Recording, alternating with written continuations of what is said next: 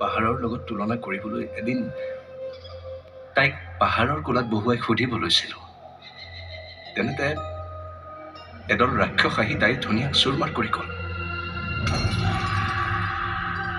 মোৰ নদীখন নোহোৱা হৈ গ'ল।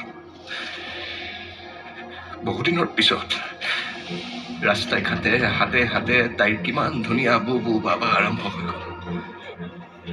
তাই বুজিলে তাই যে আৰু ধুনীয়া হৈ থকা নাই, তাই নিজকে শেষ কৰি দিলে। মই একো কৰিব নোৱাৰিলো, মাথো বহু পৰ চাই থাকিলো তাই জাপ দিয়া সেই নদীখনলৈ। মই বুজিলো যি ধুনীয়াৰ অভাৱৰ বাবে মই লাহে লাহে মৰিব লৈছিলো, সেই ধুনীয়া সহ্য কৰিব নোৱাৰা পৃথিৱীৰ কোনেও জীয়াই থাকিব নোৱাৰে, কোনেও নোৱাৰে। মই সকলোকে শেষ কৰি দিলো।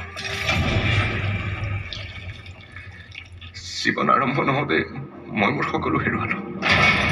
মোৰ জেল হ'ল, শাস্তি পালো, কিন্তু তাইক আৰু নাপালো। মই মোৰ প্ৰিয় নদীখন আৰু কেতিয়াও দেখা নাপালো।